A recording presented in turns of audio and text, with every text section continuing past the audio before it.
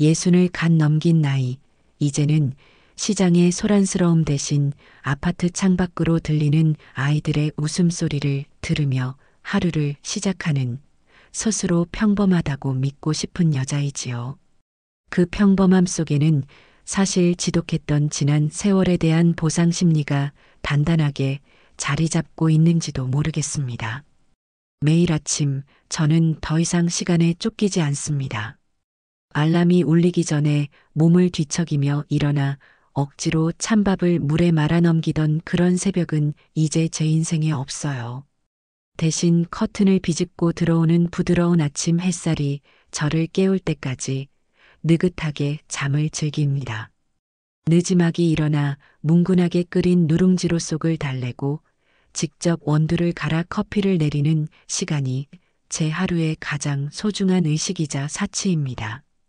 집안 가득 커피 향이 퍼져나가 30년 넘게 손끝에서 떠나지 않던 생선 비린내와 흙냄새를 잠시 잊게 해줄 때 저는 비로소 오롯이 나로 존재하는 기분을 느끼곤 합니다. 제 방 서랍 깊숙한 곳에는 낡은 나무 상자가 하나 있습니다. 그 안에는 제 인생의 이력서이자 성적표인 통장이 들어있지요.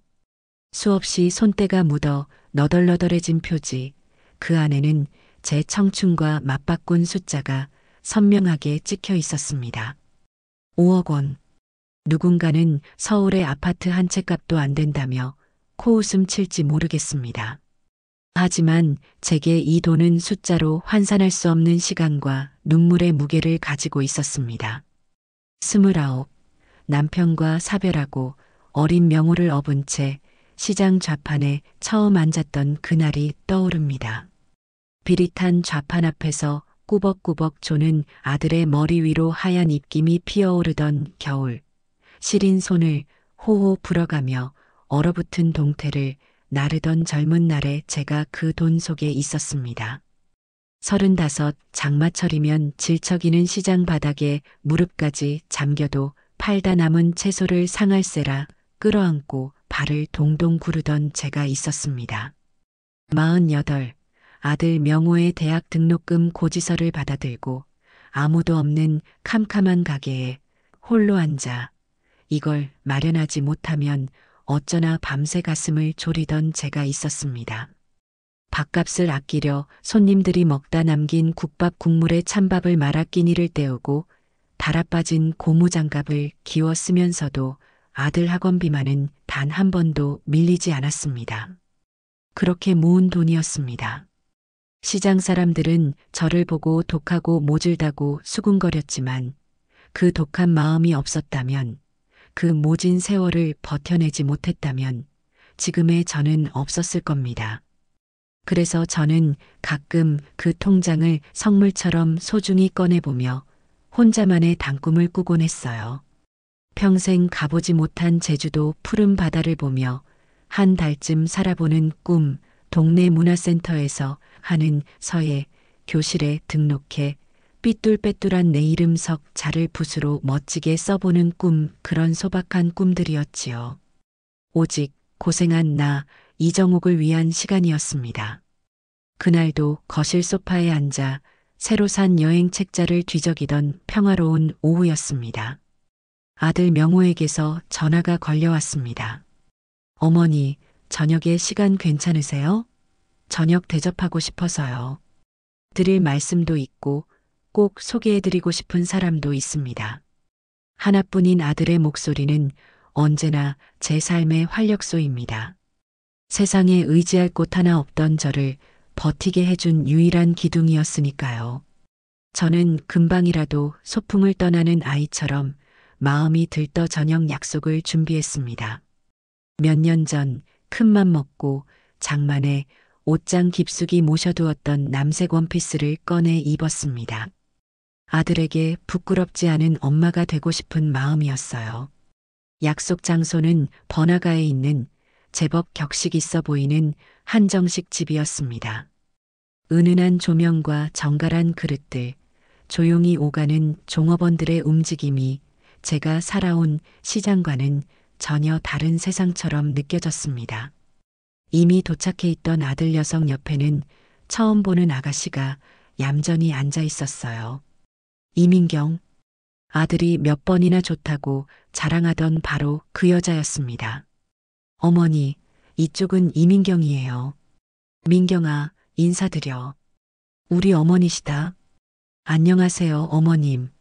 말씀 정말 많이 들었어요. 실제로 뵈니 훨씬 고우세요. 화면에서 막 걸어 나온 사람처럼 환하게 웃는 얼굴. 민경이는 예쁘고 싹싹했습니다. 제게 먼저 다가와 팔짱을 끼는 스스럼 없는 모습이나 음식이 나올 때마다 제 앞 접시에 먼저 덜어주는 살가운 행동에 저도 모르게 경계심이 풀어졌습니다.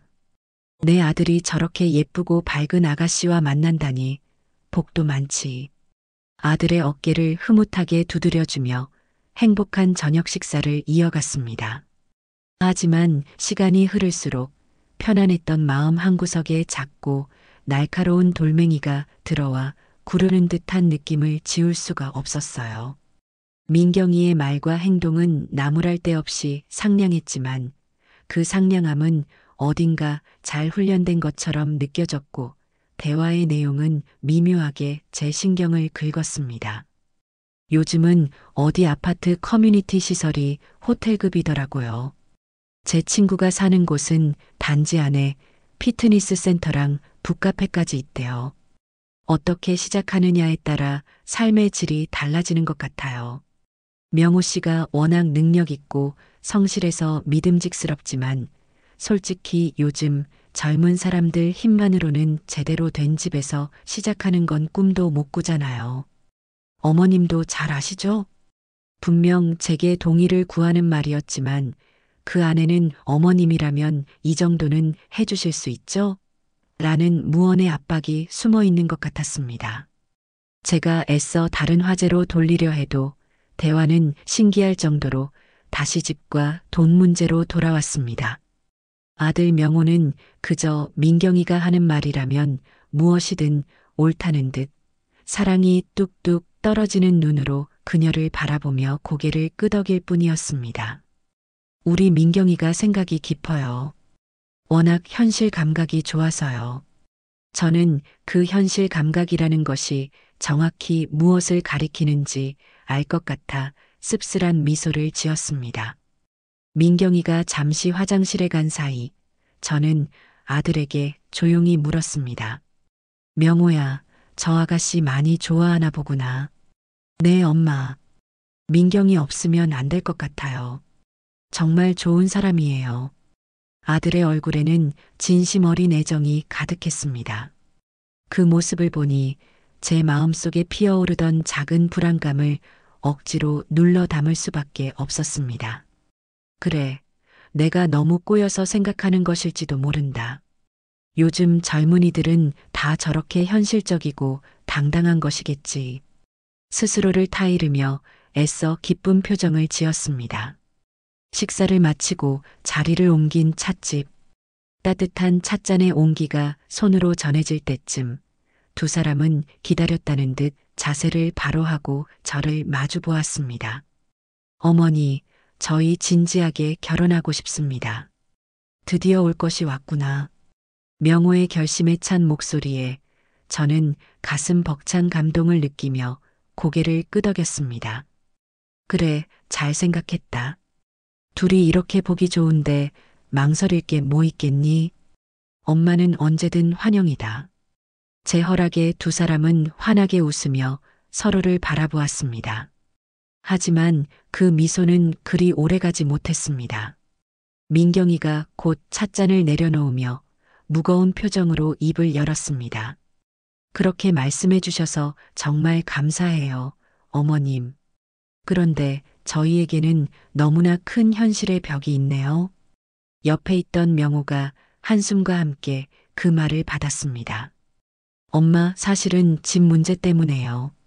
저희가 모은 돈으로는 서울은커녕 경기도에서도 괜찮은 전셋집 하나 구하기가 어려워요. 시작부터 대출 이자에 허덕이며 살고 싶지는 않은데 방법이 보이지가 않네요. 민경이가 눈가를 살짝 붉히며 말을 보탰습니다.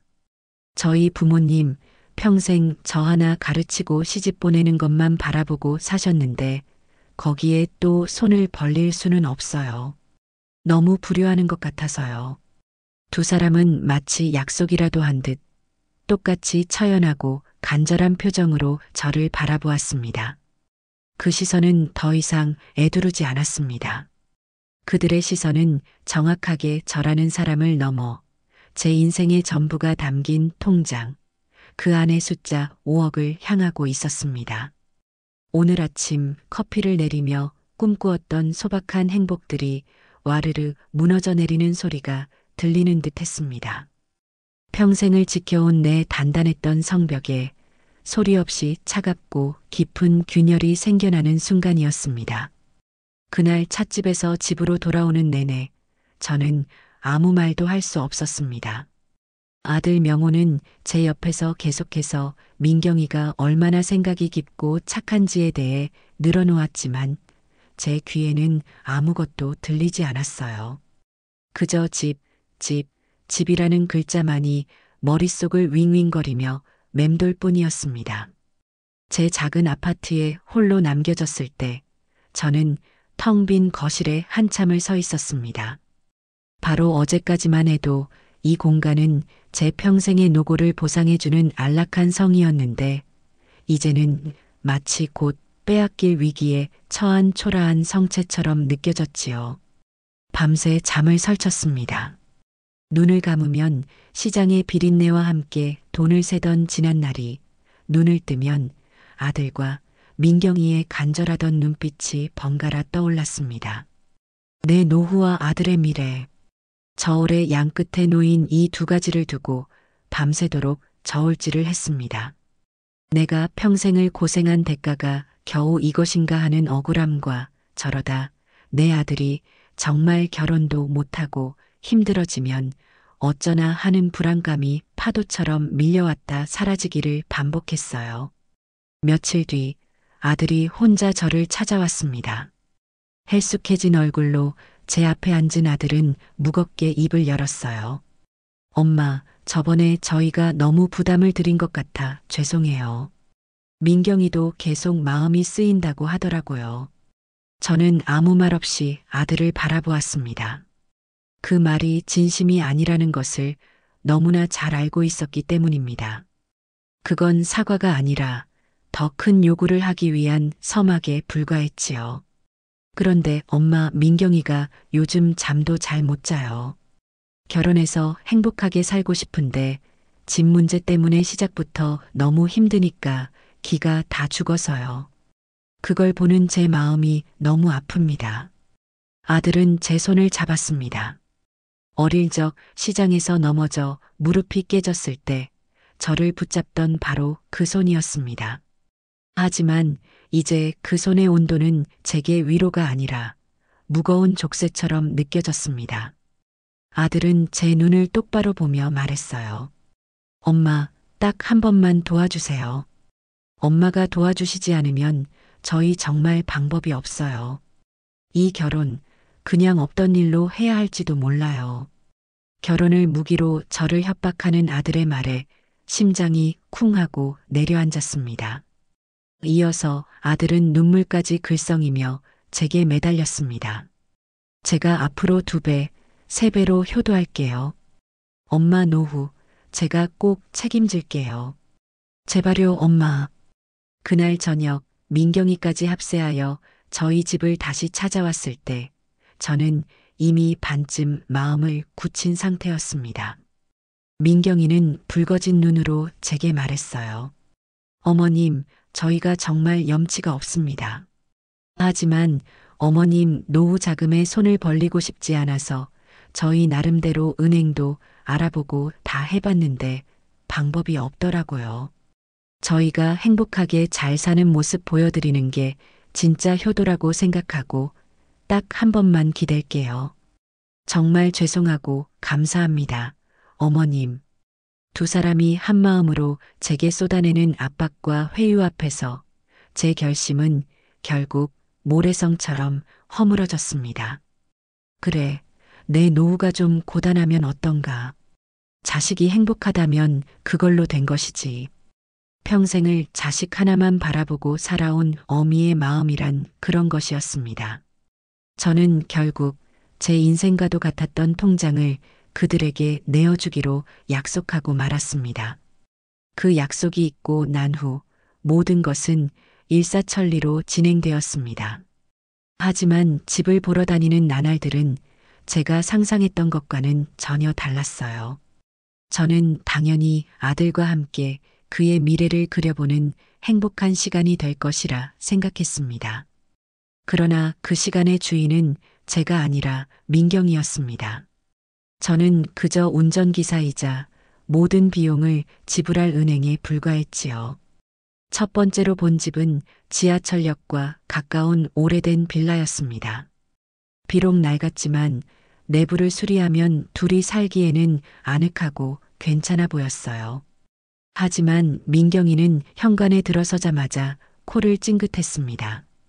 어머님, 여긴 좀 낡아서 쾌쾌한 냄새가 나요.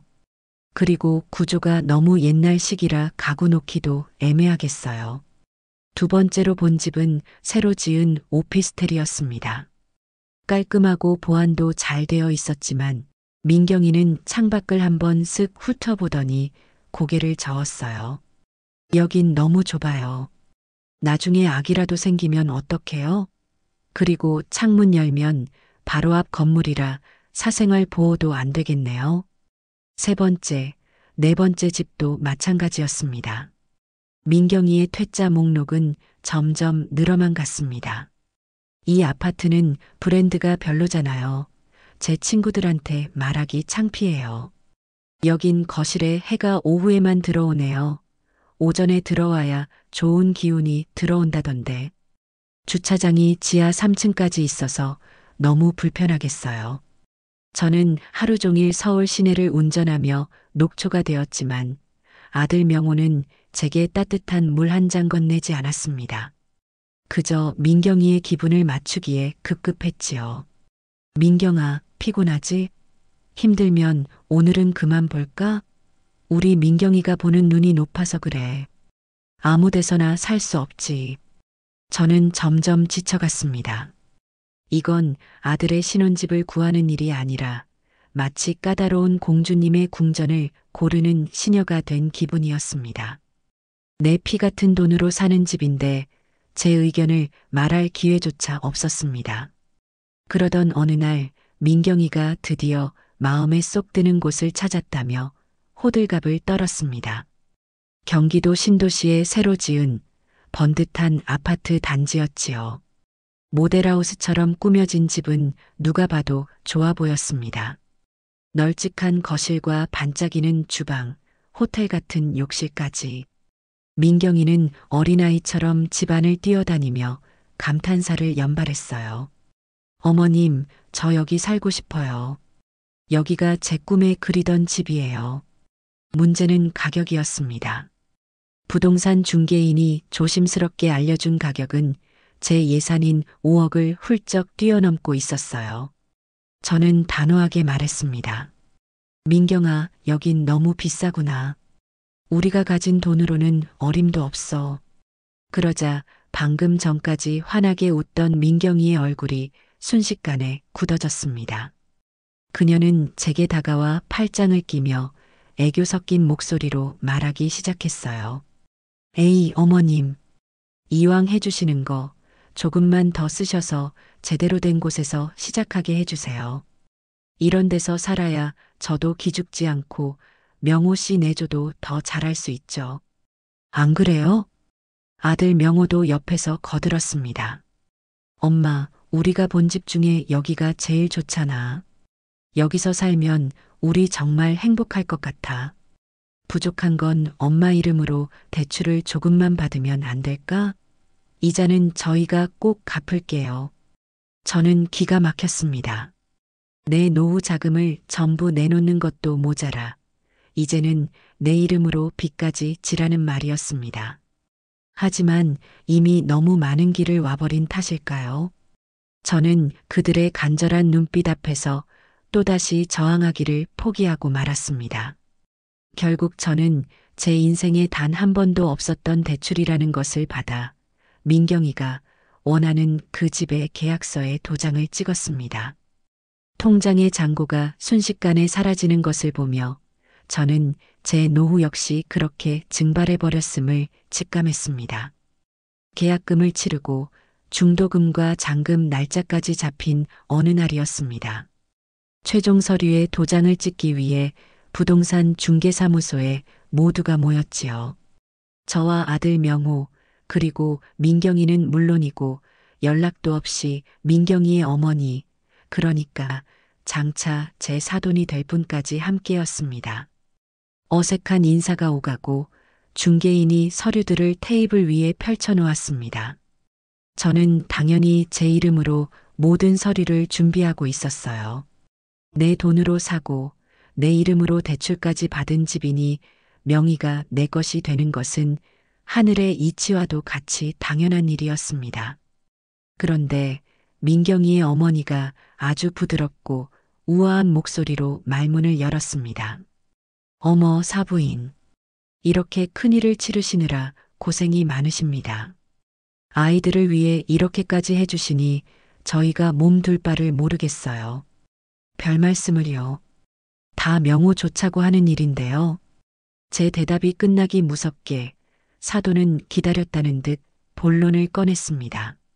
그런데 사부인, 명의는 당연히 우리 명호랑 민경이 공동 명의로 해주시는 거지요? 그래야 아이들이 진짜 자기 집이라는 생각도 들고 나중에 재산 문제도 복잡하지 않고요. 그 말에 중개사무소 안의 공기가 순간 얼어붙었습니다. 민경이는 옆에서 아무것도 모른다는 듯 눈만 끔뻑이고 있었고 아들 명호는 어쩔 줄 몰라 하며 제 눈치만 살폈습니다. 저는 잠시 숨을 골랐어요. 여기서 화를 내거나 당황하면 지는 것이었습니다. 저는 최대한 온화하지만 단호한 표정을 지으며 사돈을 마주 보았습니다. 사돈어른, 마음은 저도 그렇습니다만 그건 안 될 것 같습니다. 네, 그게 무슨 말씀이세요, 사부인? 아직 두 사람이 정식으로 부부가 된 것도 아니고요. 일단은 제 이름으로 해두었다가 나중에 결혼하고 안정되면 그때 가서 증여를 하든 상속을 하든 하는 게 순리일 것 같습니다. 그게 아이들 미래를 위해서도 더 현명한 방법이에요. 제 말은 틀린 것이 하나 없었습니다. 하지만 그 말의 진짜 속뜻, 즉 이 집의 주인은 나다라는 의미를 그들이 모를 리 없었지요. 사돈의 얼굴에서 부드러운 미소가 사라졌고 민경이는 노골적으로 입술을 삐죽이며 불쾌한 기색을 감추지 않았습니다. 결국 그들의 뜻은 관철되지 못했고 집의 등기부등본에는 선명하게 제 이름 석자가 새겨졌습니다. 그날 이후 민경이는 제게 어머님이라는 호칭 대신 필요할 때가 아니면 침묵으로 대답하기 시작했습니다. 이사는 순조롭게 진행되었습니다. 새 집에 들어가는 아들의 들뜬 모습을 보니 명예 문제로 서운했던 마음도 잠시 누그러지는 듯 했어요.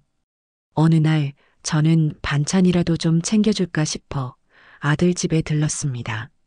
민경이는 친구와 통화를 하고 있었는데 제가 듣는 줄도 모르고 큰 소리로 자랑을 늘어놓고 있었어요. 응, 집 정말 좋아. 시어머니가 해주셨어. 뭐, 명의는 아직 어머님 이름으로 되어 있긴 한데 어차피 나중에 다 우리 거 될 거잖아. 미리 받아서 산다고 생각하고 있어.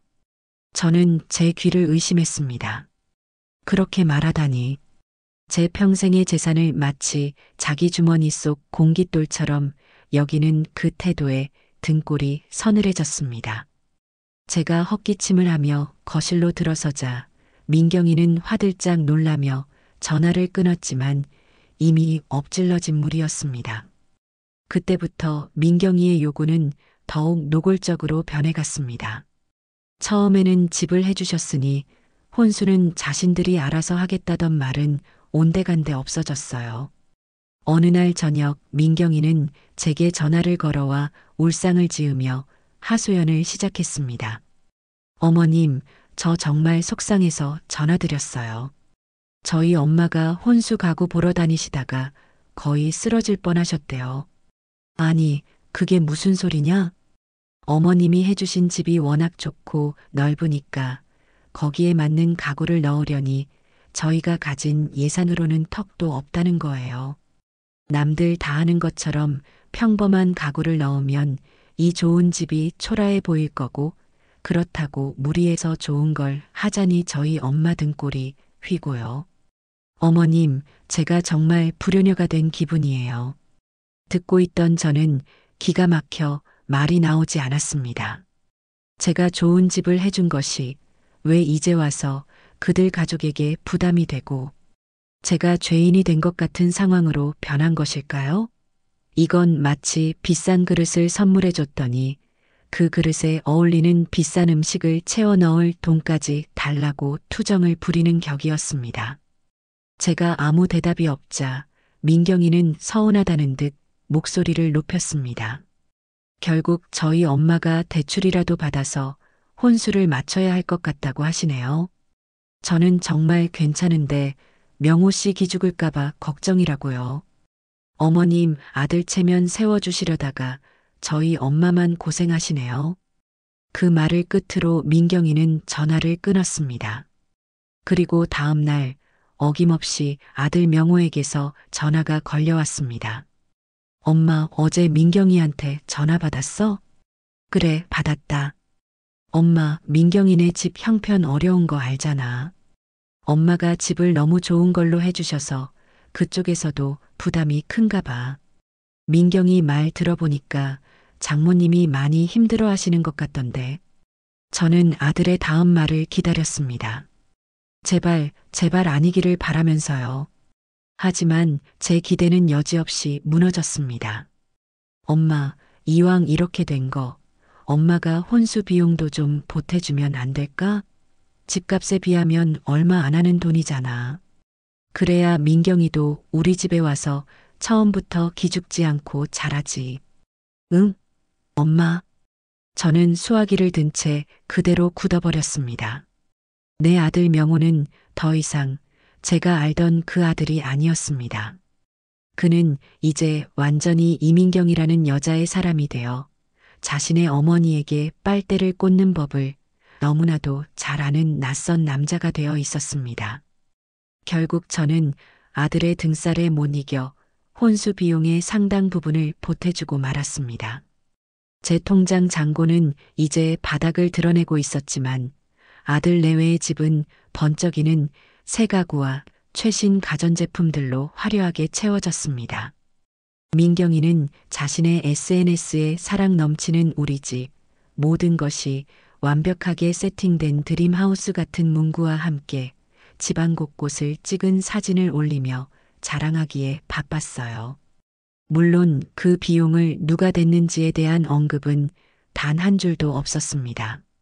저는 그저 그들의 행복을 위해 내 마지막 남은 노후까지 저당 잡힌 이름 없는 후원자에 불과했지요. 그렇게 모든 준비가 끝나자 민경이는 친구들을 불러 성대한 집들이를 하겠다고 선언했습니다. 그리고는 아주 당연하다는 듯이 제게 전화를 걸어왔어요. 어머님, 다음 주 토요일에 집들이 할 거니까 시간 비워두세요. 그래, 알았다. 뭐 필요한 거라도 있니? 네. 제가 필요한 음식 목록을 문자로 보내드릴게요. 손님들이 20명 정도 올 건데 음식은 넉넉하게 준비해 주셔야 해요. 갈비찜이랑 해물잡채, 월남쌈 같은 손 많이 가는 음식들로요. 과일도 그냥 과일 말고 백화점에서 파는 제일 좋은 걸로 부탁드려요. 저는 제 귀를 의심했습니다. 이건 부탁이 아니라 지시에 가까웠습니다. 마치 레스토랑에 음식을 주문하는 손님처럼요. 민경아, 그건 좀 너무 많지 않니? 나 혼자서 그 많은 음식을 어떻게 다 준비하니? 차라리 출장 뷔페를 부르는 게 어떻겠어? 제가 조심스럽게 말하자 민경이의 목소리가 순간 차가워졌습니다. 어머님, 무슨 섭섭한 말씀을 하세요. 집들이 음식은 시어머니가 직접 정성껏 차려주셔야 며느리 얼굴이 사는 거예요. 제 친구들한테 우리 시어머니 음식 솜씨가 이 정도다 하고 자랑도 하고 싶고요. 출장 뷔페 부르면 남들이 저희 시어머니가 며느리한테 정성이 없다고 욕해요. 그건 싫으시잖아요. 그녀는 정성과 체면이라는 단어로 저를 교묘하게 올감했습니다.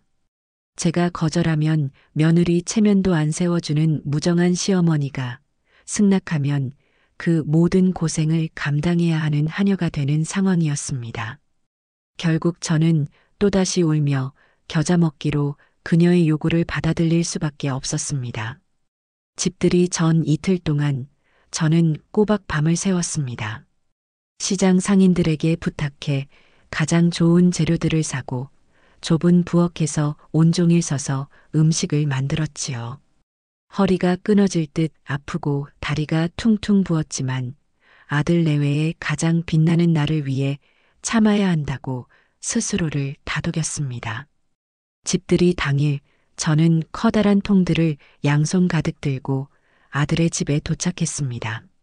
하지만 저를 맞이하는 사람은 아무도 없었어요. 민경이는 친구들과 함께 안방에서 옷을 갈아입으며 웃고 떠드는 소리만 들려왔습니다. 저는 묵묵히 주방으로 가 제가 해온 음식들을 그릇에 옮겨 담고 상을 차리기 시작했습니다. 잠시 후 화려하게 차려입은 민경이와 그녀의 친구들이 거실로 나왔습니다. 상다리가 휘어질 듯 차려진 음식을 보고 모두가 감탄했어요. 우와, 민경아. 이거 다 너가 한 거야? 대박이다. 무슨 호텔 뷔페 같아. 그러자 민경이는 얄밉게 웃으며 제 쪽을 힐끗 쳐다보며 말했습니다. 아니, 우리 어머님이 다 해주셨어. 솜씨 좋으시지? 그 말에 친구들은 일제히 저를 향해 박수를 치며 칭찬을 쏟아냈습니다. 저는 어색하게 웃으며 손사래를 쳤지만 기분은 나쁘지 않았어요. 내 고생을 알아주는 것 같아 뿌듯하기까지 했습니다. 하지만 그 평화로운 분위기는 단 한마디 말로 산산조각 나고 말았습니다. 한 친구가 진심으로 부럽다는 듯이 말했습니다. 민경아, 너 정말 시집 잘 갔다. 어머님이 이렇게 예쁜 집도 떡하니 사주시고 음식까지 완벽하게 해주시고 넌 정말 복받은 거야.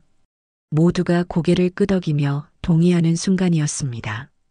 민경이는 들고 있던 와인 잔을 가볍게 흔들며 기다렸다는 듯 콧방귀를 뀌었습니다.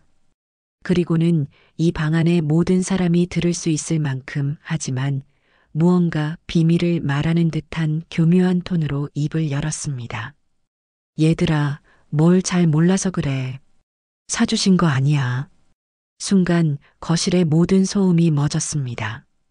이 집 명의가 우리 어머님 이름으로 되어 있어. 그러니까 엄밀히 말하면 우린 그냥 월세 없는 전세 사는 거지. 그래서 사실상 우리한테 해주신 건 아무것도 없어. 그 말이 제 귀에 박히는 순간 세상의 모든 소리가 사라졌습니다. 제 심장이 바닥으로 곤두박질 치는 소리만 들리는 듯 했어요. 제 평생의 세월, 제 땀과 눈물, 제 노후와 맞바꾼 이 모든 것들이 아무것도 아닌 것이 되어버리는 순간이었습니다. 친구들의 표정이 어색하게 굳어지고 누군가는 저를 힐끔 쳐다보았습니다. 저는 온몸의 피가 차갑게 식는 것을 느끼며 그 자리에 돌처럼 굳어버렸습니다. 어색하고 불편한 분위기 속에서 집들이는 끝이 났습니다. 친구들이 모두 돌아간 후 엉망이 된 거실에는 저와 아들, 그리고 민경이 세 사람만이 남았습니다. 저는 여전히 충격에서 벗어나지 못한 채 소파에 앉아 있었어요. 민경이는 아무렇지 않다는 듯 남은 음식들을 정리하고 있었고 아들 명호는 제 눈치를 살피며 안절부절 못하고 있었습니다.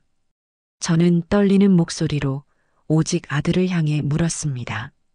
명호야, 방금 민경이가 한 말 너도 똑똑히 들었니? 아들은 제 시선을 피했습니다. 제 질문에 대답한 것은 민경이었어요. 그녀는 허리에 손을 척 올리고 조금도 미안한 기색 없이 따지듯 말했습니다. 어머님, 제가 뭐 틀린 말 했나요? 사실이잖아요. 이 집 저희 명의도 아니고 저희 자산으로 잡히는 것도 아닌데 친구들이 어머님이 다 해주셨다고 오해하길래 사실을 말해준 것 뿐이에요. 저는 그 뻔뻔한 태도에 할 말을 잃고 오직 아들만 바라보았습니다. 제발, 제발 내 아들만은 내 편이 되어주기를.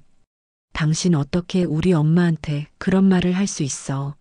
라고 소리쳐주기를 간절히 바랐습니다. 하지만 제 마지막 기대는 아들의 입에서 나온 말로 인해 무참히 박살나고 말았습니다. 아들은 바닥을 보며 모기만 한 목소리로 중얼거렸습니다. 엄마 민경이가 말이 좀 직설적이긴 했는데 틀린 말은 아니잖아요. 저희 명의가 아니니까 불안한 것도 사실이고 엄마가 그냥 맘 편히 살라고만 하시니 솔직히 저희 입장에서는 해주신 게 없다고 느낄 수도 있는 거고요. 그 말을 듣는 순간 제 머릿속에 무언가가 툭 하고 끊어지는 소리가 났습니다. 더 이상 슬프지도 화가 나지도 않았습니다. 대신 온몸을 지배하는 차가운 냉기, 그리고 서늘한 결심이 그 자리를 채웠습니다.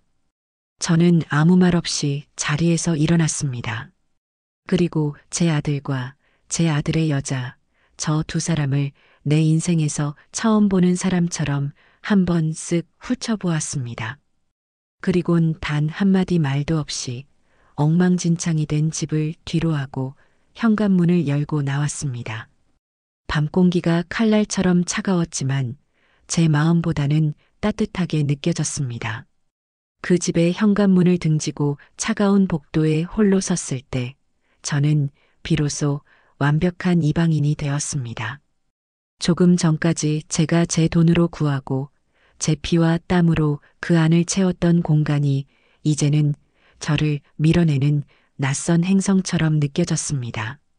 등 뒤에서 무언가 외치는 소리가 희미하게 들려오는 듯 했지만 저는 아무것도 듣지 못했습니다. 아니, 듣기를 거부했습니다. 제 모든 청각 세포가 스스로 문을 닫아버린 것처럼 세상은 거대한 무음의 공간이 되어버렸지요. 엘리베이터를 기다릴 생각도 하지 못한 채 저는 비상계단을 통해 한층 한층 걸어 내려왔습니다. 제 구두굽이 차가운 시멘트 바닥에 부딪히는 소리만이 규칙적으로 그리고 아주 공허하게 울려 퍼졌습니다. 아파트 단지를 빠져나와 가로등 불빛이 희미한 보도를 정처 없이 걸었습니다. 화려한 상점들의 불빛, 웃고 떠들며 지나가는 젊은 연인들, 저마다의 목적지를 향해 바쁘게 움직이는 자동차들.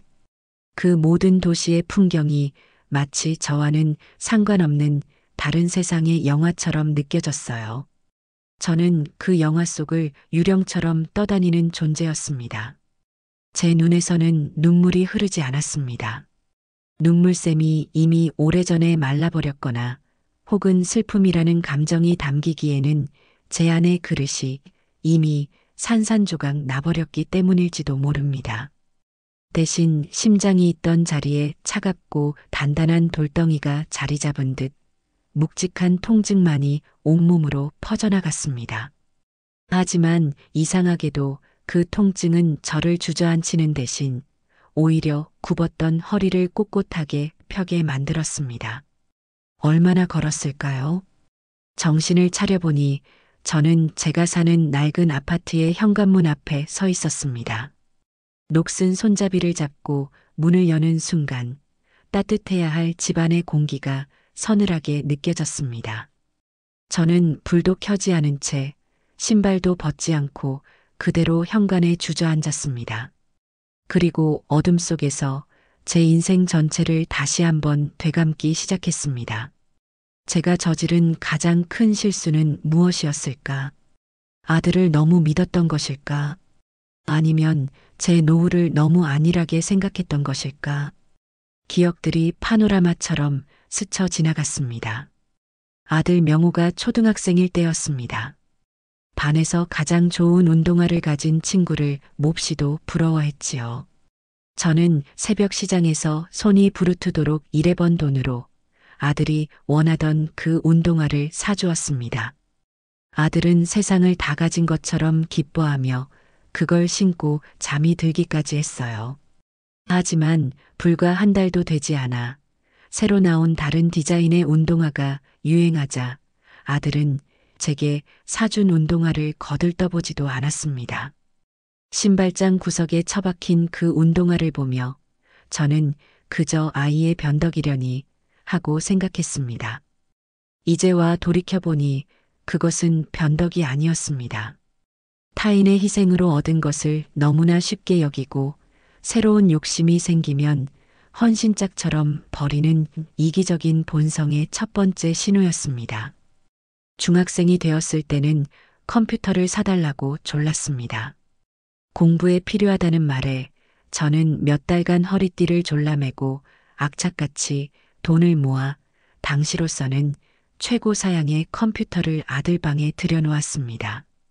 아들은 고맙다는 말과 함께 밤을 새워 공부할 것처럼 다짐했지요. 하지만 얼마 지나지 않아 그 컴퓨터는 공부를 위한 도구가 아니라 밤새 게임을 하는 도구로 전락했습니다. 제가 걱정스러운 마음에 잔소리라도 할라치면 아들은 엄마는 내 마음도 몰라준다며 방문을 쾅 닫고 들어가 버리곤 했습니다. 저는 그때도 아들의 작은 반항이려니 사춘기의 열병이려니 하고 제 자신을 위로했습니다. 그것이 자신의 욕망을 방해하는 모든 것을 몰이해로 치부해버리는 자기중심적인 사고의 시작이었음을 까맣게 모른 채 말입니다. 그 모든 기억의 조각들이 하나로 맞춰지자 저는 끔찍한 진실과 마주해야 했습니다. 제 아들은 갑자기 변한 것이 아니었습니다. 그는 원래 그런 사람이었습니다. 다만 제가 어머니라는 이름의 콩깍지에 눈이 멀어 그 본질을 외면하고 있었을 뿐입니다. 저는 아들을 사랑한 것이 아니라 제 상상 속에서 만들어낸 효심 깊고 착한 아들이라는 허상을 사랑했던 것입니다. 그리고 그 허상을 지키기 위해 제 인생을 통째로 제물로 바쳤습니다. 그 깨달음이 온몸을 훑고 지나가자 심장을 짓누르던 돌덩이가 깨지며 그 안에서 차가운 분노가 불길처럼 솟아오르기 시작했습니다. 슬픔도 억울함도 아니었습니다. 그것은 배신당한 자가 가질 수 있는 가장 순수한 형태의 분노, 모든 것을 제자리로 되돌려 놓고야 말겠다는 서늘한 결의였습니다. 밤새 한숨도 자지 않았지만 다음 날 아침 동이 틀 무렵 저는 그 어느 때보다 정신이 맑았습니다. 어둠 속에서 저는 제 마음속의 아들을 완벽하게 장사지냈습니다. 더 이상 그를 위해 흘릴 눈물도 내어줄 마음도 남아있지 않았습니다. 저는 전화번호부를 뒤져 친구 영희의 번호를 찾아냈습니다. 시장 바닥에서 함께 울고 웃으며 서로의 가장 힘든 시절을 지켜봐 주었던 유일하게 믿을 수 있는 친구. 얼마 전 아들 집을 구경 와서 진심으로 부러워하며 했던 그녀의 말이 뇌리를 스쳤습니다. 저는 심호흡을 한번 하고 영희에게 전화를 걸었습니다. 영희야, 나 정욱이야. 이른 아침부터 미안하다. 어머, 정욱아. 괜찮아. 근데 목소리가 왜 그래? 어제 무슨 일 있었지? 역시 친구는 제 목소리만 듣고도 단번에 알아챘습니다. 저는 더 이상 숨기지 않고 간결하게 말했습니다. 영희야, 나 그 집 팔아야겠어. 그래서 너한테 제일 먼저 전화했어. 혹시 그때 했던 말 아직도 마음이 있니? 수화기 너머로 영희의 놀란 숨소리가 들려왔습니다. 정호가 그게 정말이야? 자세한 이야기는 만나서 하자. 만약 너만 괜찮다면 다른 데 내놓는 것보다 조금 싸게라도 넘기고 싶어서. 너라면 믿을 수 있으니까. 제 목소리에 담긴 결연함을 느꼈는지 영희는 더 이상 묻지 않았습니다. 알았어, 정호가. 그럼 오늘 오후에라도 시간 괜찮아? 내가 그쪽으로 갈게. 그래. 고맙다, 영희야. 전화를 끊자마자 저는 아까 적어두었던 법무법인 중 가장 신뢰가 가는 곳에 전화를 걸어 오후 늦게 상담 예약을 잡았습니다. 그리고 약속 시간이 되어 찾아간 찻집에서 저는 영희에게 그간 있었던 모든 일을 털어놓았습니다. 처음 집을 구해주기로 마음먹었던 순간부터 명예 문제로 시작된 갈등, 그리고 어젯밤 집들이에서 들었던 그 잔인한 말까지. 제 이야기는 눈물기 하나 없이 건조했지만 이야기를 듣는 영희의 눈에는 어느새 눈물이 그렁그렁 맺혀 있었습니다. 세상에 어떻게 그런 말들을 할 수가 있어. 지 애미가 평생을 어떻게 살았는지 뻔히 아는 놈이 그걸 옆에서 가만히 듣고만 있었단 말이야? 영희는 제 손을 덥석 잡고 자기 일처럼 분노하고 욕을 퍼부어 주었습니다. 그 순간 닫혀있던 제 감정의 댐이 무너지며 뜨거운 것이 울컥하고 솟구쳤지만 저는 입술을 꽉 깨물고 참아냈습니다. 이제는 울 때가 아니었습니다. 그래서 결심했어. 내 모든 걸 다 없던 일로 만들기로. 그래서 너한테 연락한 거야. 이 일을 조용하고 확실하게 처리하는 데는 너의 도움이 필요해. 물론이지, 정호가. 말만 해. 내가 뭘 도우면 될까? 그 집, 너가 사줘. 시세보다 1,000만 원, 아니 2,000만 원이라도 싸게 줄게. 대신 계약은 최대한 빨리, 그리고 저것들 모르게 진행하고 싶어. 가능하겠니? 영희는 잠시 생각에 잠겼습니다. 아무리 친구 사이라지만 집을 사고 파는 것은 보통 일이 아니었기 때문입니다. 하지만 그녀는 이내 결심한 듯 고개를 끄덕였습니다. 알았어. 마침 우리 아들 녀석도 전세 만기가 코앞이라 집을 보고 있었어. 너가 그렇게까지 결심했다면 내가 도와줘야지. 그게 친구지. 우리 남편한테는 내가 잘 이야기해 볼게. 우리는 그 자리에서 구체적인 금액과 조건을 정했습니다. 그리고 바로 다음 주에 모든 서류를 준비해서 변호사 사무실에서 만나기로 약속했습니다. 찻집을 나서자 회색빛 하늘이 조금은 맑아진 듯한 기분이 들었습니다. 저는 곧장 예약해둔 법률사무소로 향했습니다. 제 손에는 이제 영희라는 든든한 아군이 들려준 날카로운 칼자루가 쥐어져 있었습니다. 일주일 뒤 저는 영희 부부와 함께 변호사 사무실의 딱딱한 의자에 나란히 앉아 있었습니다. 며칠 사이에 영희는 남편을 설득하고 계약금까지 모두 준비해 온 터였습니다. 그녀의 신속하고 결단력 있는 행동에 저는 말없이 고마움을 느꼈습니다. 변호사는 두툼한 부동산 매매 계약서를 테이블 위에 펼쳐놓았습니다. 빽빽하게 인쇄된 글자들이 제 눈에는 마치 아들 내외에게 보내는 사망 선고문처럼 보였습니다. 변호사는 계약서의 주요 조항들을 하나씩 짚어가며 설명했습니다. 매매 대금, 계약금과 잔금 지급일, 그리고 가장 중요한 조항인 부동산 인도 의무. 매도인 이정옥 여사님께서는 잔금 지급일인 8월 20일까지 해당 부동산을 점유하고 있는 현 거주자를 모두 퇴거시키고 어떠한 권리 침해도 없는 온전한 상태로 매수인에게 인도하여야 합니다. 만약 잔금 지급일까지 퇴거가 이루어지지 않을 경우 매수인은 계약을 파기하고 위약금을 청구할 수 있으며 또는 강제 집행을 위한 명도 소송을 제기할 수 있습니다.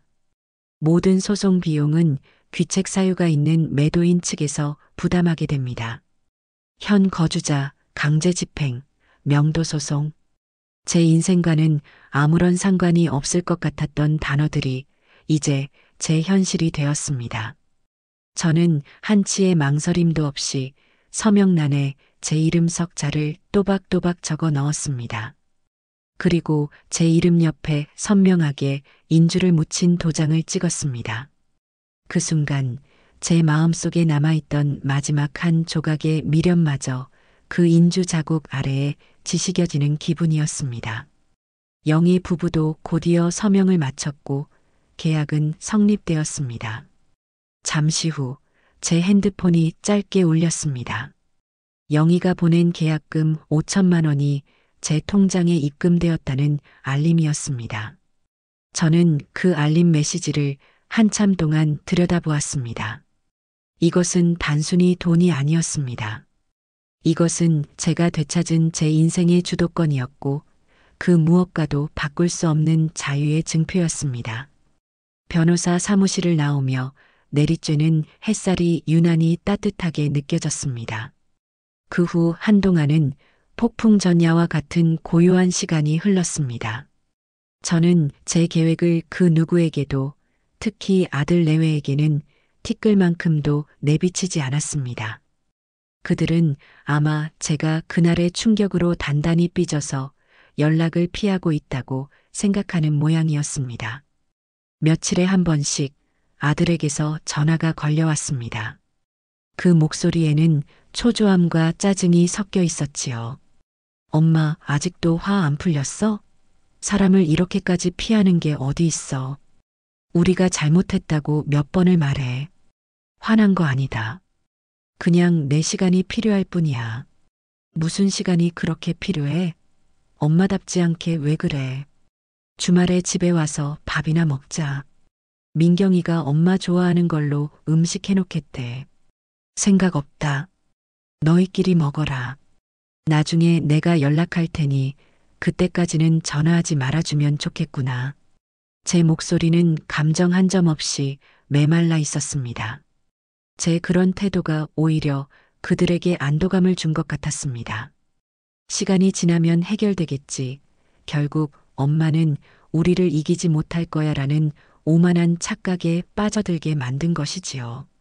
그들은 제가 그저 나이든 여자의 히스테리를 부리고 있다고, 결국에는 자식이라는 이름 앞에 무릎 꿇게 될 것이라고 굳게 믿고 있었습니다.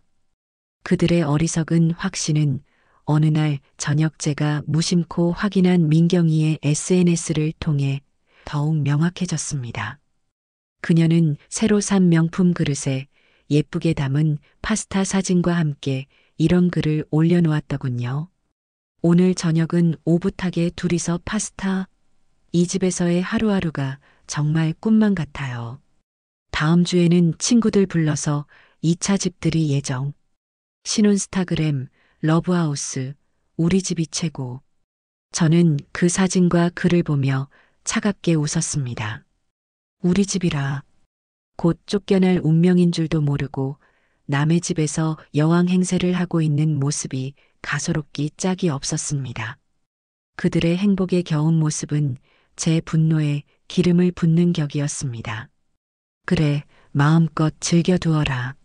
너희가 누리는 그 모든 것들이 한낱 신기루에 불과했다는 것을 깨닫게 될 날이 머지 않았으니.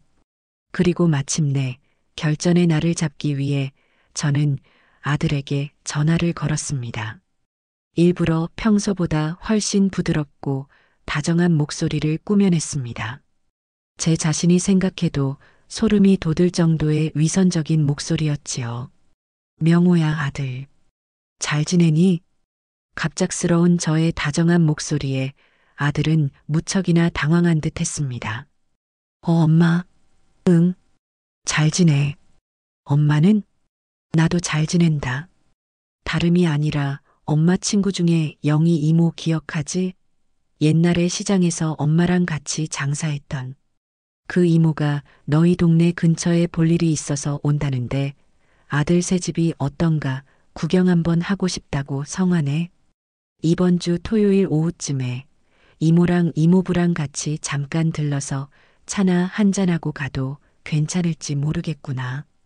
제 제안에 아들의 목소리가 순식간에 기쁨으로 가득 찼습니다.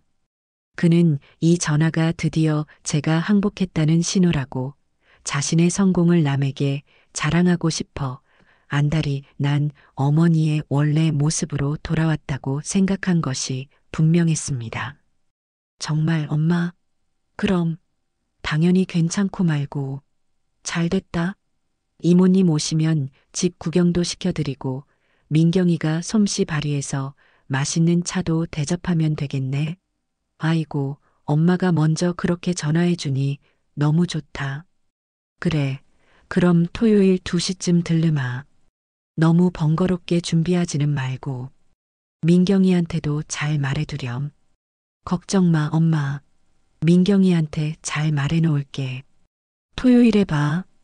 전화를 끊고 저는 거실 창가에 서서 깊은 숨을 내쉬었습니다. 완벽한 시나리오였습니다. 그들은 이제 곧 들이닥칠 거대한 태풍을 자신들을 축복해주러 오는 봄바람으로 착각하고 있었습니다. 토요일 그날은 그들에게 가장 행복한 가면을 쓴 채 가장 끔찍한 진실과 마주하게 되는 날이 될 것이었습니다. 저는 그들이 마주하게 될 진실의 시간을 떠올리며 차가운 결의로 마음을 다잡았습니다. 약속한 토요일 오후 저는 일부러 약속 시간보다 10분 정도 늦게 아파트 공동 현관에 도착했습니다. 제 옆에는 만반의 준비를 마친 영희와 그녀의 남편이 어색한 표정으로 서 있었지요. 영희는 제 소매를 끌며 마지막으로 물었습니다. 정호가 정말 이 방법밖에 없는 거니? 내 아들 얼굴을 내가 어떻게 보니? 그냥 우리끼리 계약하고 너 혼자 가서 통보하면 안 될까? 친구의 착한 마음이 고마웠지만 저는 단호하게 고개를 저었습니다. 아니, 영희야. 너희가 오늘 꼭 함께 있어줘야 해. 너희가 이 집의 새로운 주인이라는 걸 저것들 두 눈으로 똑똑히 확인시켜줘야 하니까. 그래야 내 말이 거짓이 아니라는 걸 깨닫게 될 거야.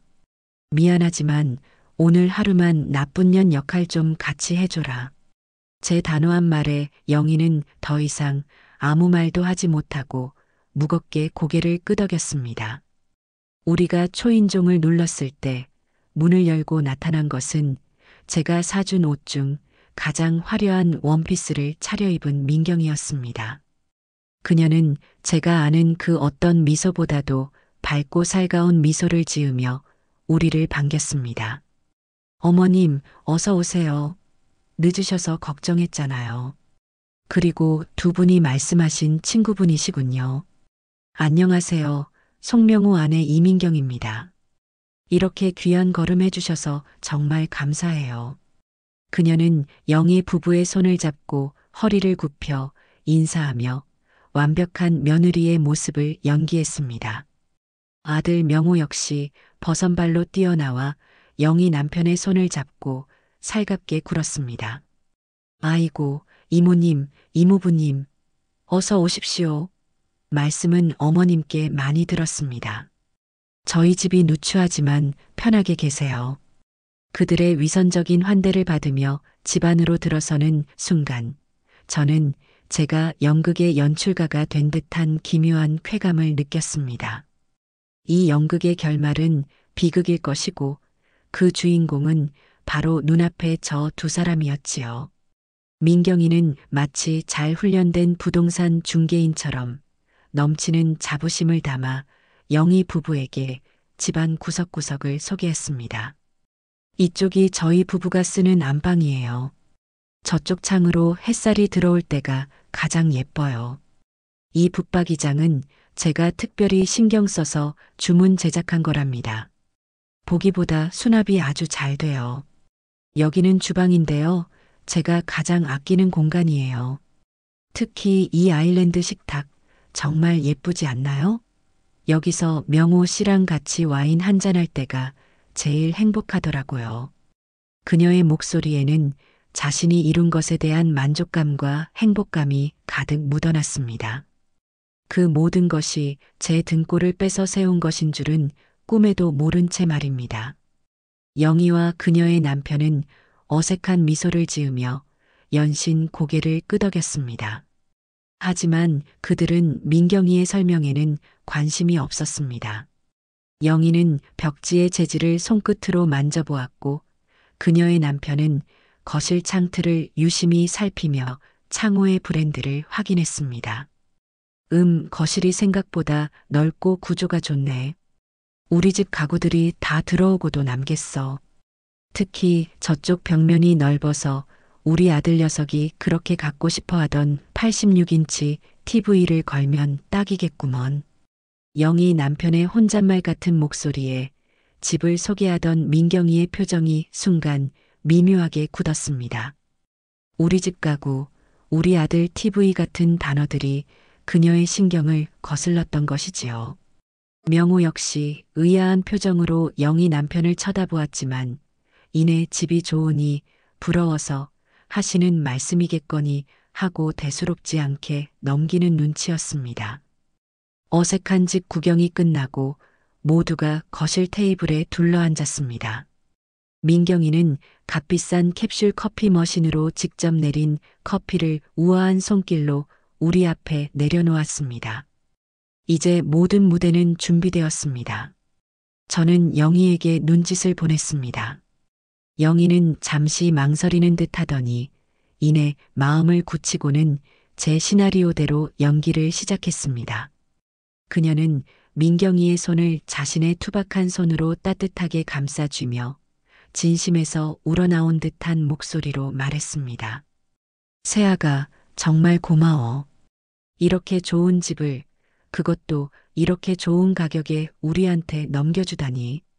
정욱이의 결심도 고맙지만 무엇보다 이 집을 이렇게 흠 하나 없이 깨끗하고 예쁘게 사용해준 세아가한테 제일 고맙네. 덕분에 우리가 정말 아무것도 할 필요 없이 몸만 쏙 들어오면 되겠어. 이 은혜를 어떻게 다 갚아야 할지 모르겠네. 영희의 말이 거실을 가득 채우는 순간 시간은 멈췄습니다. 커피를 마시던 명호의 손, 과자를 집으려던 민경이의 손이 허공에서 그대로 굳어버렸습니다. 방금 전까지 웃고 떠들던 그들의 얼굴에서 모든 표정이 사라지고 오직 믿을 수 없다는 충격과 공포만이 하얗게 떠올랐습니다. 네, 이모님 지금 무슨 말씀을 하시는 거예요? 집을 넘겨주다니요? 가격이라니요? 명호가 염소처럼 떨리는 목소리로 간신히 물었습니다. 민경이는 새하얗게 질린 얼굴로 고장난 인형처럼 저와 영희 부부를 번갈아 쳐다볼 뿐 아무 말도 하지 못했습니다. 저는 찻잔을 탁 소리가 나게 내려놓고 천천히 자리에서 일어났습니다. 그리고 제 인생의 모든 분노와 경멸을 담아 그들을 내려다보았습니다. 명호야, 민경아, 영희 이모님이 하신 말씀, 글자 그대로의 뜻이다. 이 집은 이제 더 이상 내 집이 아니야. 바로 이분들, 영희 이모님 부부의 집이다. 어머니, 그게 무슨 말씀이세요? 지금 장난하시는 거죠? 이런 장난은 너무 심하시잖아요. 명호가 거의 울부짖듯이 소리쳤습니다. 저는 그런 아들의 모습을 벌레 보듯 쳐다보며 얼음처럼 차가운 목소리로 현실을 알려주었습니다. 장난이 아니다. 지난주에 너희들 몰래 변호사 사무실에서 매매 계약서에 도장까지 전부 찍었다. 계약금도 이미 내 통장으로 들어왔고 잔금 치를 날짜는 다음 달 20일로 잡혔다. 너희는 그날 전까지 이 집에서 너희들의 모든 짐을 빼서 나가야 한다는 뜻이다. 말도 안 돼. 으악. 어떻게 우리한테 말 한마디 상의도 없이 집을 팔 수가 있어요. 여긴 우리 신혼집이란 말이에요. 이성을 잃은 민경이가 날카로운 비명을 지르며 제게 달려들 기세로 일어섰습니다. 저는 한 걸음도 물러서지 않고 그녀의 분노를 정면으로 받아내며 말했습니다. 신혼집? 누가 그러더냐. 여기가 너희 집이라고. 민경아, 너가 직접 말했잖니. 나는 너희에게 해준 것이 아무것도 없다고. 기억나지 않니? 저는 그날의 단어들을 하나하나 그녀의 심장에 비수처럼 박아 넣었습니다. 그래서 나는 내 것을 되찾는 것뿐이다. 너희에게 아무것도 해주지 않은 나는 너희에게 빌려주었던 아무것을 다시 회수하는 것이고 아무것도 받은 것이 없는 너희는 원래 너희가 있던 그 아무것도 없는 상태로 돌아가는 것뿐이다. 이보다 더 공평한 거래가 세상에 어디 있겠니? 어머니, 어머니, 제가 잘못했어요. 제가 다 잘못했어요. 제발요. 제발 저희를 길바닥에 나앉게 하지는 마세요. 아들이 바닥에 주저앉아 제 다리를 붙잡고 애원했습니다. 저는 제 다리에 붙은 벌레를 떼어내듯 그의 손을 차갑게 뿌리쳤습니다. 그리고 마지막으로 한 가지 더 가르쳐 주마. 남의 집에 새 들어 살았으면 집주인이 나가라고 할 때는 군말 없이 나가는 것이 이 세상의 예의고 순리다. 이제 이 집의 주인은 더 이상 내가 아니다. 바로 이분들이시지. 저는 제 옆에서 숨도 제대로 쉬지 못하고 서 있는 영희 부부를 턱으로 가리켰습니다. 그 순간 명호와 민경이의 얼굴에 떠오른 것은 단순한 절망이 아니었습니다.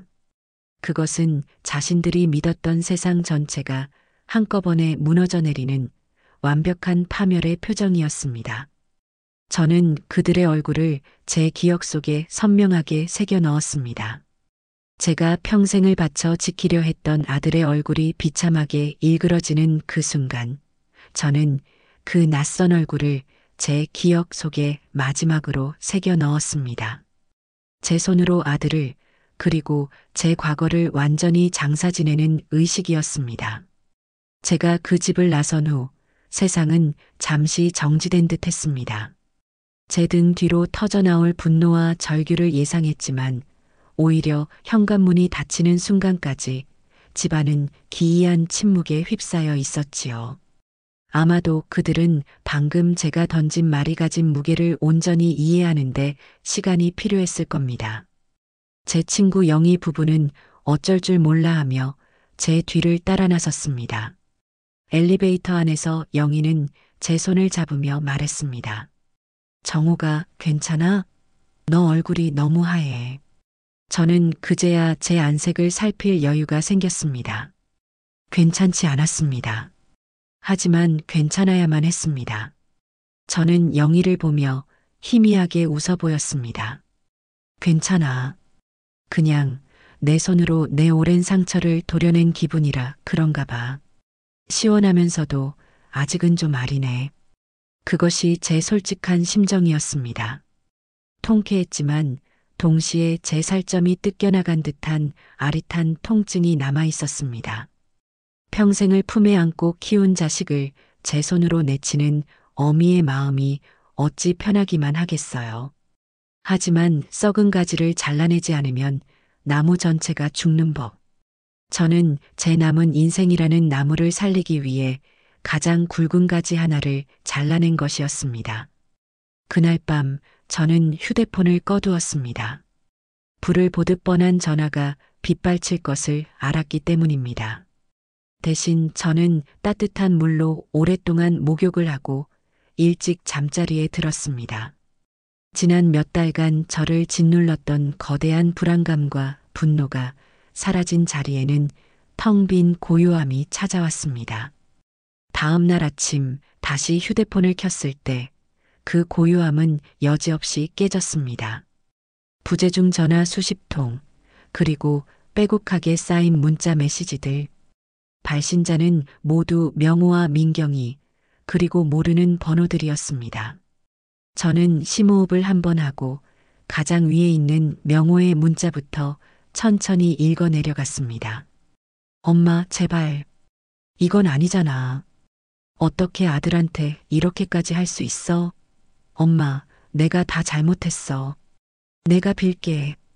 제발 영희 이모님한테 가서 계약 무르자고 해줘. 위약금은 내가 어떻게든 마련해 볼게.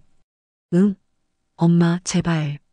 그 다음은 민경이의 문자였습니다. 어머님, 정말 너무하시네요. 저희 결혼하지 말라는 말씀이세요? 이 집이 저희 인생의 전부인데 이걸 이렇게 빼앗아 가시면 저희는 어디서 살라고요? 어머님이 저희한테 어떻게 이러실 수 있어요? 이건 살인이나 마찬가지예요.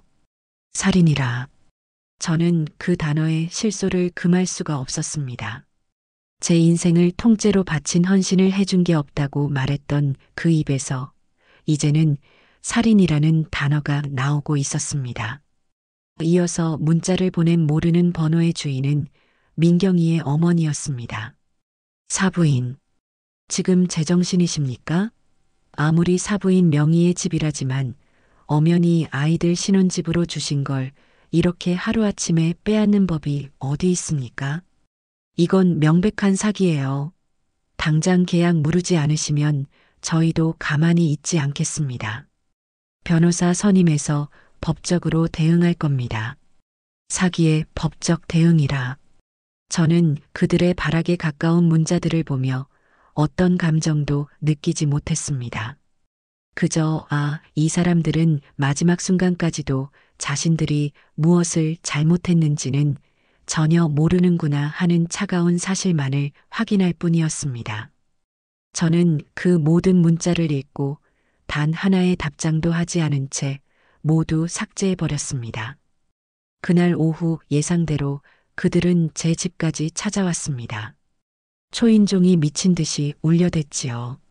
저는 인터폰 화면으로 두 사람의 일그러진 얼굴을 확인했습니다. 엄마, 문 좀 열어봐. 얼굴 보고 얘기해. 어머님, 이러지 마시고 제발 저희랑 대화 좀 해요. 저는 인터폰 수화기를 들고 아주 차분한 목소리로 말했습니다. 돌아가라. 나는 너희와 더 이상 할 이야기가 없다.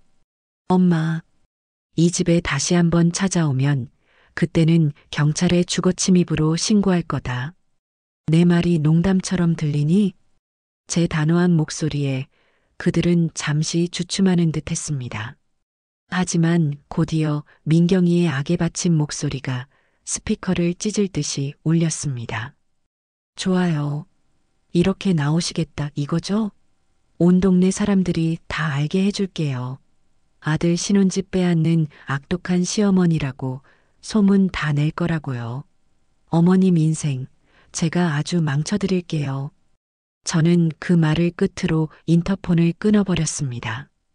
한참 동안 문 밖에서 소란이 이어졌지만 저는 커튼을 친 채 미동도 하지 않았습니다.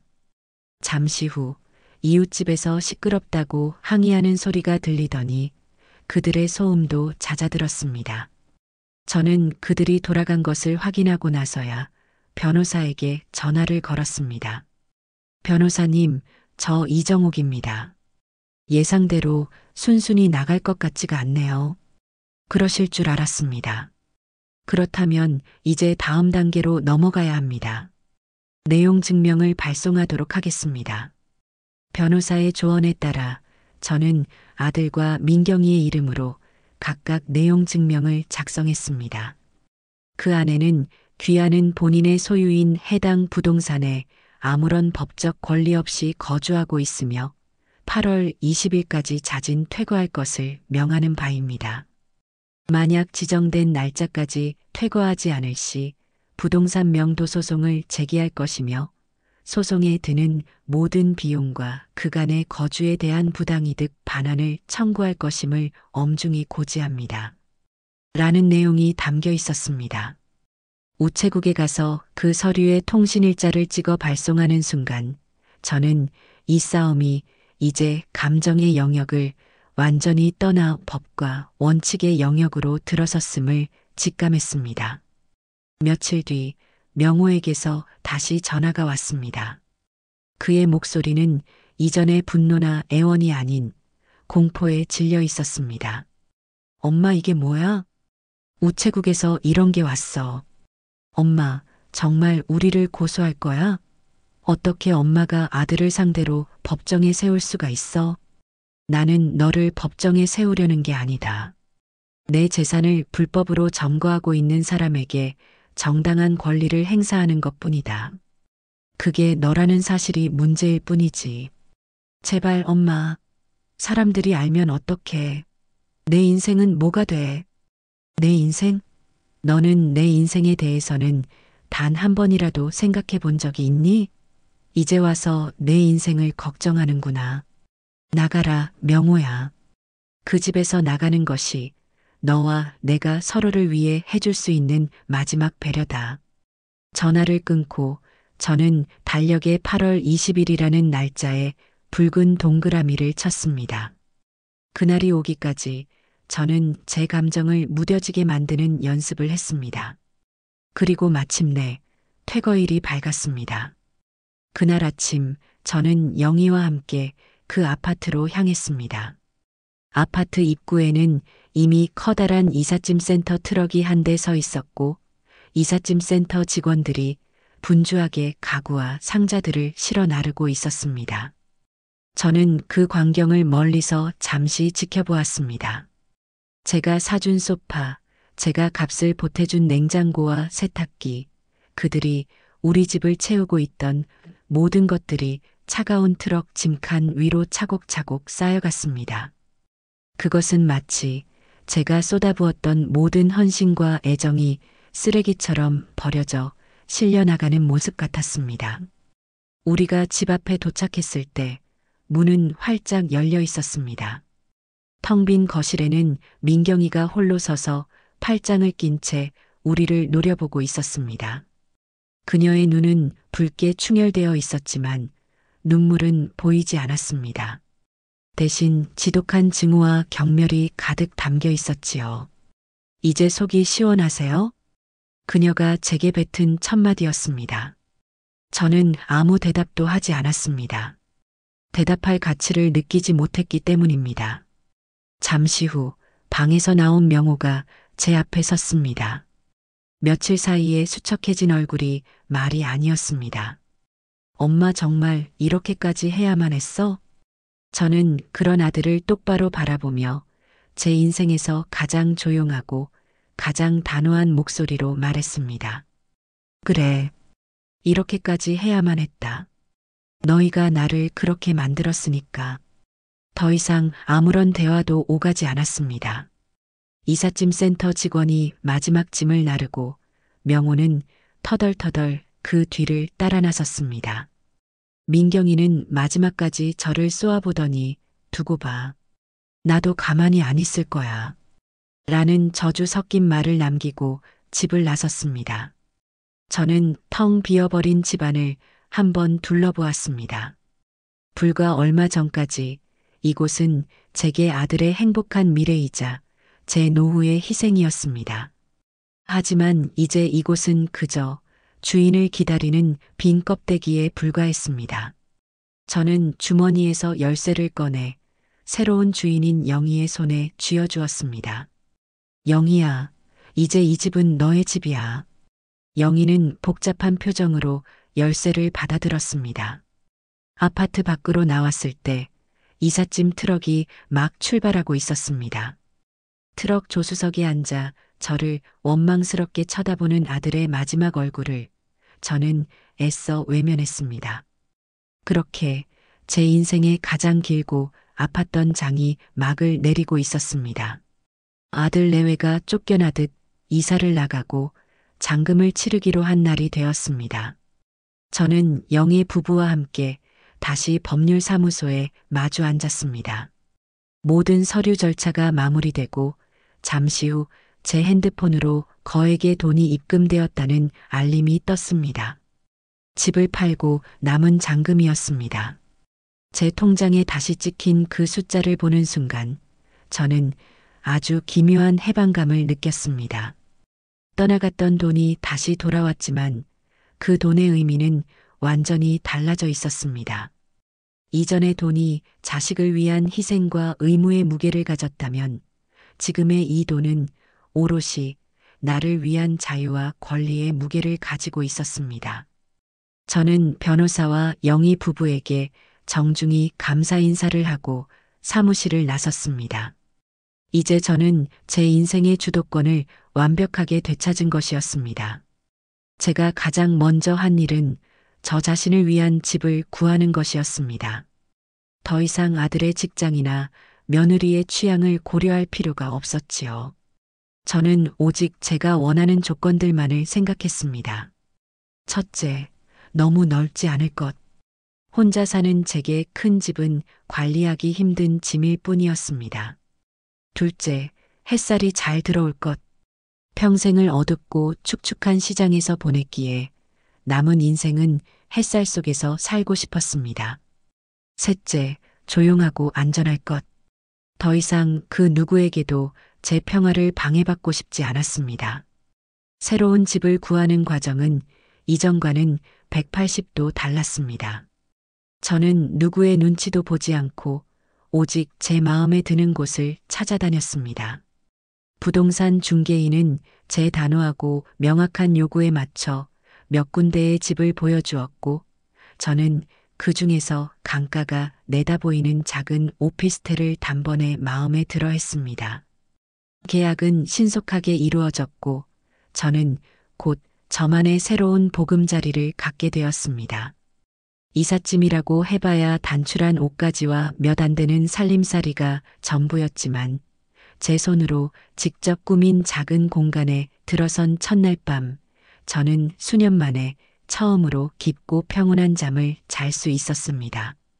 창밖으로 보이는 강물의 잔잔한 물결을 보며 제 인생도 이제 저렇게 평온하게 흘러갈 수 있으리라는 희망을 품었습니다. 며칠 뒤 저는 두 손 가득 장을 봐서 영희의 새 집으로 향했습니다. 제가 살았던, 이제는 영희의 집이 된 그곳으로요. 아이고, 정호가. 이사하느라 너도 힘들었을 텐데 뭘 이런 걸 다 사왔어. 영희는 저를 반갑게 맞아주었습니다. 저는 영희를 위해 따뜻한 집들이 음식을 만들어주고 싶었어요.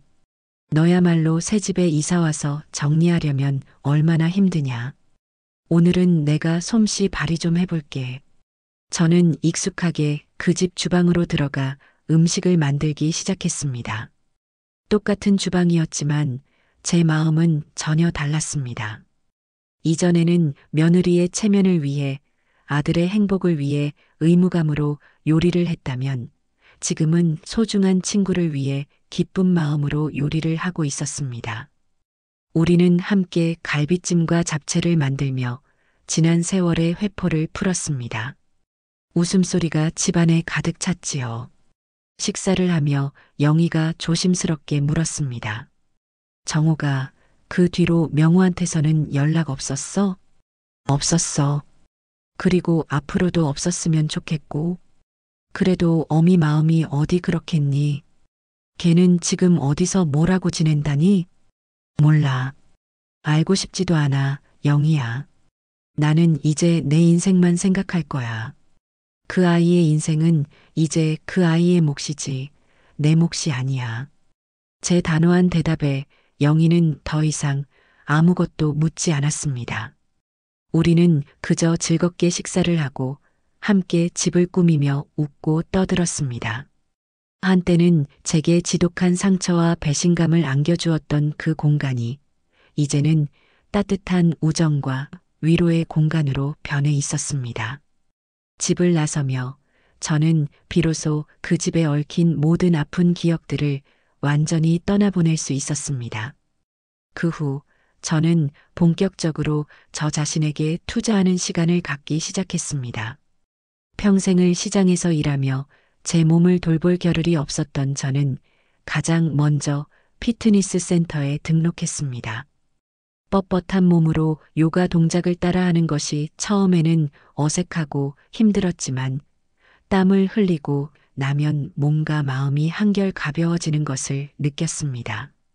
제 몸의 근육들이 단단해지는 만큼 제 마음의 근육도 단단해지고 있었습니다.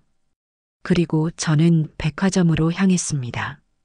평생 동안 제 옷을 사기 위해 백화점에 가본 것은 손에 꼽을 정도였지요. 늘 아들 옷, 아들 신발을 사기 위해 들렀을 뿐이었습니다. 저는 화장품 매장에 가서 난생 처음으로 값비싼 에센스를 샀고, 여성복 매장에 가서는 항상 입어보고 싶었던 부드러운 캐시미어 코트를 망설임 없이 구매했습니다. 점원이 포장해주는 예쁜 쇼핑백을 들고 백화점을 나서는 제 발걸음은 구름 위를 걷는 것처럼 가벼웠습니다. 이것은 단순한 소비가 아니었습니다. 평생을 타인, 특히 아들을 위해 살아온 제 자신에게 주는 가장 큰 선물이었고, 너도 이제는 이런 대접을 받을 자격이 충분하다고 말해주는 자기 긍정의 행위였습니다. 어느 주말 오후에는 혼자서 고급 레스토랑에 갔습니다. 창가 자리에 앉아 와인 한 잔을 시키고 천천히 스테이크를 썰었지요. 주변에는 연인들과 가족들이 가득했지만 저는 조금도 외롭지 않았습니다.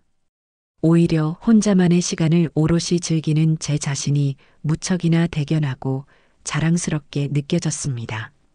저는 창밖 풍경을 보며 생각했습니다. 행복은 누군가가 가져다 주는 것이 아니라 나 스스로 찾아내고 만들어가는 것이라는 것을요. 저는 이제 더 이상 누구의 엄마, 누구의 아내가 아닌 이정옥이라는 이름의 한 사람으로서 제 인생의 온전한 주인이 되어가고 있었습니다. 그 사실이 주는 충만함은 제가 그동안 겪었던 그 어떤 고통보다도 크고 단단했습니다. 시간은 고요하고 성실하게 흘러갔습니다. 제 삶은 이전과는 비교할 수 없을 정도로 평온한 궤도에 올라섰지요. 아침에 일어나 요가로 하루를 시작하고 오후에는 새로 사귄 동네 친구들과 함께 서예를 배우거나 도서관에 갔습니다. 저녁에는 혼자서 조용히 책을 읽거나 가끔은 영인의 집에 놀러가 함께 저녁을 먹기도 했습니다. 제 일상에서 명호와 민경이의 이름이 언급되는 일은 거의 없었습니다. 저도 굳이 그들의 소식을 궁금해하지 않았고 제 주변 사람들도 저를 배려해 그들의 이야기를 꺼내지 않았습니다. 그렇게 반년이라는 시간이 지났습니다. 그러던 어느 날 영희에게서 전화가 걸려왔습니다. 정호가 시간 괜찮으면 잠깐 차나 한잔할까? 영희의 목소리가 평소와는 조금 다르게 무겁게 가라앉아 있었습니다. 우리는 동네 찻집에서 만났습니다. 한참을 뜸들이던 영희가 조심스럽게 입을 열었습니다. 정호가 내가 이 얘기를 너한테 해야 하나 말아야 하나 정말 많이 고민했는데 그래도 너는 알아야 할 것 같아서. 무슨 일인데 그래? 너 혹시 명호 소식 들었니? 아니, 들은 적도 없고 궁금하지도 않아. 제 차가운 대답에도 영희는 말을 이었습니다. 그 아가씨랑 헤어졌다더라. 파혼했대. 저는 아무 말 없이 찻잔만 내려다보았습니다. 놀랍게도 제 마음은 잔잔한 호수처럼 아무런 동요도 잃지 않았습니다. 영희는 제 눈치를 살피며 말을 계속했습니다. 그 집에서 쫓겨나고 나서 둘이 작은 월세방을 얻어서 살았나 봐. 그런데 돈 문제로 하루가 멀다 하고 싸웠다고 하더라고. 남자는 직장에서 잘리고 여자는 일할 생각은 안 하고 서로 너희 엄마 때문에 내 인생이 이렇게 됐다. 너 때문에 우리 엄마가 저렇게 변했다고 원망하고 싸우다가 결국 서로한테 정이 다 떨어져서 완전히 끝냈다고 하더라. 영희는 안타깝다는 듯 혀를 찼지만 저는 그 이야기를 들으며 생각했습니다. 모든 것은 결국 그렇게 될 수밖에 없는 일이었다고. 그들의 관계는 사랑이 아니라 시어머니의 재산이라는 공동의 목표 위에 세워진 위태로운 동맹에 불과했습니다. 그 목표가 사라지자 동맹은 너무나도 쉽게 깨져버린 것이지요. 저는 영희에게 말했습니다. 알려줘서 고맙다, 영희야. 하지만 이제 정말로 나랑은 상관없는 사람들이야. 그 일이 있고 며칠 뒤 제 휴대폰으로 낯선 번호의 장문 메시지 하나가 도착했습니다. 스팸 메시지려니 하고 지우려던 순간 메시지의 첫 문장에 엄마라는 단어가 눈에 들어왔습니다. 명호였습니다. 저는 잠시 망설였습니다. 이 메시지를 그냥 지워버릴까? 하지만 저는 제 감정이 정말로 무뎌졌는지 마지막으로 확인해 보고 싶다는 생각이 들었습니다. 저는 심호흡을 한번 하고 메시지를 열어 천천히 읽어 내려갔습니다. 엄마, 저 명호예요. 잘 지내세요? 이 번호는 친구한테 부탁해서 보내요. 엄마가 제 번호는 차단했을 것 같아서요. 엄마, 저 민경이랑 헤어졌어요. 엄마가 그 집을 파신 후에 저희 정말 많이 싸웠어요. 모든 게 다 엉망이 되어버렸어요. 이제 와서 이런 말하는 게 얼마나 염치 없는 짓인지 알지만 그때는 제가 정말 어리석었어요. 민경이 말만 듣고 엄마 마음이 얼마나 아팠을지는 생각도 못했어요. 제가 정말 나쁜 놈이었어요. 엄마, 저를 용서하지 않으셔도 괜찮아요.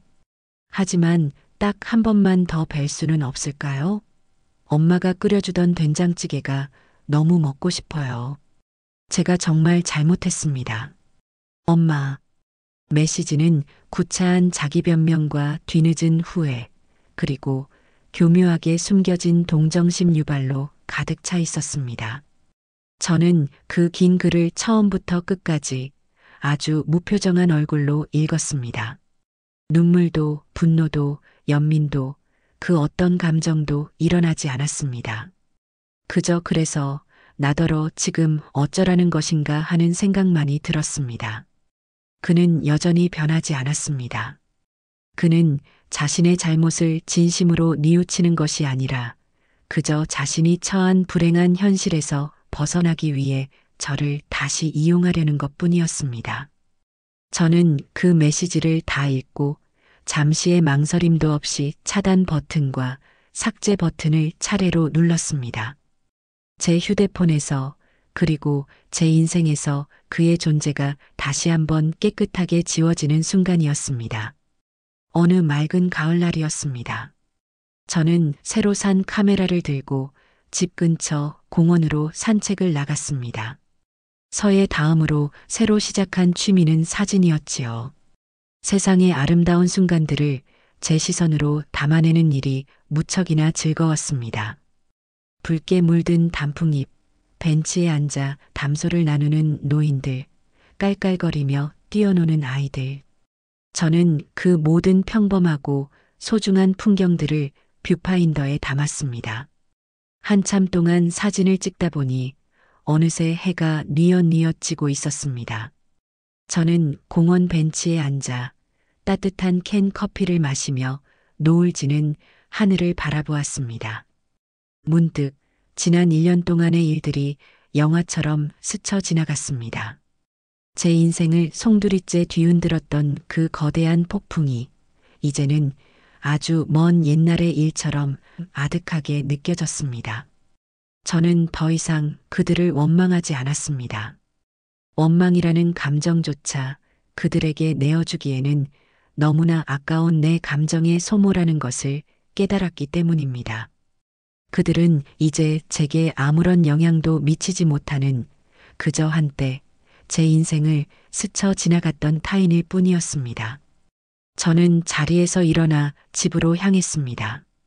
제 손에는 오늘 찍은 소중한 순간들이 담긴 카메라가, 제 마음속에는 그 누구도 침범할 수 없는 단단하고 평온한 행복이 자리 잡고 있었습니다. 집에 거의 다다랐을 때 제 입가에 저도 모르게 작은 미소가 번졌습니다. 그것은 복수의 끝에서 오는 통쾌한 미소가 아니었습니다. 모든 것을 이겨내고 마침내 나 자신으로 오롯이 서게 된 한 인간의 평화롭고 충만한 미소였습니다. 내일은 또 어떤 아름다운 순간을 사진에 담을 수 있을까? 저는 제게 주어진 남은 날들에 대한 기분 좋은 설렘을 안고 저만의 안락한 보금자리로 발걸음을 옮겼습니다.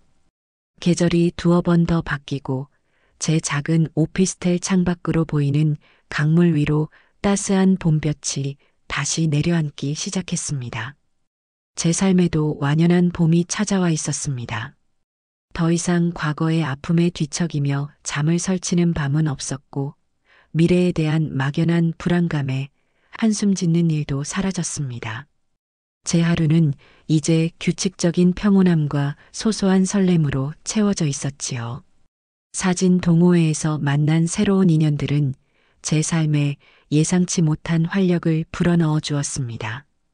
은퇴한 교장 선생님, 평생 주부로 살다가 늦둥이 딸을 시집 보내고 자신의 시간을 찾기 시작한 동갑내기 친구, 사별한 아내와의 추억을 간직하기 위해 카메라를 들었다는 무뚝뚝하지만 속정 깊은 아저씨까지. 우리는 나이도 살아온 배경도 모두 달랐지만 사진이라는 공통의 관심사 아래 스스럼 없이 어울렸습니다. 우리는 주말마다 함께 출사를 나갔습니다. 낡은 골목길의 정겨운 풍경을 담기 위해 서울 시내를 걷기도 하고 새벽 물안개를 찍기 위해 이른 아침부터 차를 몰아 강가로 향하기도 했지요. 그들과 함께 있으면 저는 제가 명우 엄마가 아니라 온전한 이정옥이라는 이름의 한 사람으로 존중받고 있음을 느낄 수 있었습니다. 그들은 제게 아들의 안부를 묻지 않았습니다. 대신 정옥 씨, 지난번 풍경사진 정말 멋지던데 어떤 렌즈를 쓴 거예요? 라고 물었고 제 과거의 희생을 칭찬하는 대신 정옥 씨는 웃는 모습이 참 고와요라고 말해 주었습니다. 우리는 서로의 자식 이야기를 가끔 하기도 했지만 그 내용은 결코 희생이나 원망, 기대 같은 무거운 것들이 아니었습니다. 우리 딸이 용돈 보내줘서 새 필터 하나 샀지 뭐야. 우리 아들 녀석이 주말에 온다는데 맛있는 거나 해줘야지 같은 건강하고 가벼운 애정이 담긴 이야기들이었지요. 그런 대화를 나누며 저는 비로소 깨달았습니다. 진정한 가족관계란 일방적인 희생이나 의무감으로 유지되는 것이 아니라 각자의 삶을 존중하고 응원하는 동등한 인격체들의 건강한 교류라는 것을요. 어느 날 동호회 친구들과 이야기를 나누다 자산과 유산에 대한 이야기가 나왔습니다.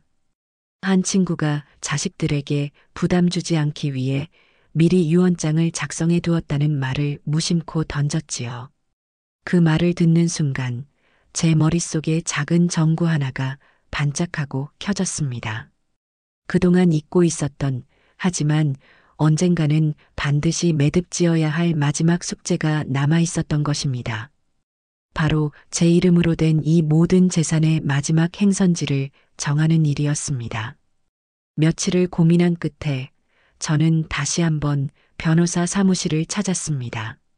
예전처럼 무겁고 비장한 발걸음이 아니었습니다. 오히려 남은 숙제를 해결하러 가는 학생처럼 마음은 가볍고 명쾌했습니다. 변호사는 저를 보며 의아한 표정을 지었지만 이내 제 의도를 알아채고는 차분히 상담에 응해주었습니다. 유언장 작성을 도와주셨으면 합니다. 네, 여사님. 어떻게 재산을 분배하기를 원하십니까? 저는 잠시 창밖을 바라본 뒤 망설임 없이 대답했습니다. 제 모든 재산을 사회에 환원하고 싶습니다. 변호사의 눈이 조금 커졌습니다. 자제분이 있으신 걸로 아는데 괜찮으시겠습니까? 네, 괜찮습니다. 그 아이는 이미 제게서 받을 수 있는 모든 것을 다 받았습니다. 이제 이 돈은 제 피와 땀의 가치를 진정으로 필요로 하는 곳에 쓰였으면 합니다. 저는 변호사와 함께 구체적인 기부처를 의논했습니다. 그리고 제 전 재산을 저소득층 청소년들을 위한 장학재단에 기부한다는 내용의 유언장을 작성했습니다. 평생을 제 자식 하나의 성공을 위해 돈을 모았지만 이제 그 돈은 이름도 얼굴도 모르는 수많은 아이들의 꿈을 위한 씨앗이 될 것이었습니다. 유언장 마지막 장에 제 이름 석자를 쓰고 도장을 찍는 순간 저는 제 인생의 마지막 매듭을 완벽하게 지었다는 충만함에 가슴이 벅차올랐습니다. 제 유산은 혈연이라는 낡은 굴레를 넘어 더 넓은 세상으로 흘러가게 될 것이었습니다. 그것이야말로 이정옥이라는 이름으로 이 세상을 살아온 가장 명예롭고 가치 있는 증명이 될 터였습니다. 그날 저녁 저는 새로 산 만년필과 두툼한 노트를 꺼내 들었습니다. 그리고 제 인생에서 처음으로 오직 저 자신에게 보내는 편지를 쓰기 시작했습니다. 사랑하는 정호가, 지난 60평생 참으로 고생 많았다. 거친 시장 바닥에서 새벽 찬 바람을 맞으며 너는 아들 하나만을 바라보며 청춘을 보냈지. 사랑이라 믿었던 굴레에 갇혀 너 자신을 잃어버렸던 어리석고 아팠던 날들도 있었단다. 내 모든 것을 내어주고도 해준 게 없다는 잔인한 말을 들어야 했던 그 밤을 나는 아직도 기억한다. 하지만 정호가, 너는 무너지지 않았다. 너는 끝내 스스로 그 낡은 굴레를 끊고 내 두 발로 당당하게 일어섰다. 그 용기가 얼마나 대단하고 값진 것이었는지 나는 너에게 꼭 말해주고 싶구나. 내 손으로 내 과거와 상처를 잘라내던 그 순간의 아픔을 이겨내 주어서 정말로 고맙다. 이제 너는 더 이상 누구의 엄마가 아닌 오롯이 너 자신, 이정옥으로 살아간다. 아침 햇살에 눈을 뜨고 향기로운 커피를 내리고 좋아하는 친구들과 웃고 떠들며 세상의 아름다운 순간들을 너의 시선으로 담아내는 지금의 너를 나는 진심으로 사랑한다. 그러니 정호가, 앞으로 남은 날들은 더 많이 웃고 더 많이 배우고 더 많이 행복해지자꾸나. 너는 그럴 자격이 충분하고도 남는 세상에서 가장 소중한 사람이니까. 너를 가장 아끼는 또 다른 내가. 편지를 다 쓰고 나니 창밖은 어느새 부드러운 어둠에 잠겨 있었습니다. 저는 펜을 내려놓고 따뜻한 차 한 잔을 타서 조용히 창가에 섰습니다. 강물 위로 도시의 불빛들이 보석처럼 반짝이고 있었습니다. 제 마음도 저 불빛들처럼 잔잔하지만 따뜻한 빛으로 가득 차 있었습니다. 더 이상 원망할 사람도 그리워할 과거도 없었습니다. 오직 지금 이 순간의 평화와 앞으로 다가올 날들에 대한 조용한 기대만이 존재할 뿐이었습니다. 저는 찻잔을 들어 창밖의 풍경과 그리고 새롭게 태어난 제 자신을 위해 조용히 축배를 들었습니다. 길고 길었던 겨울이 끝나고 마침내 제 인생에 찾아온 눈부시게 따뜻한 봄밤이었습니다.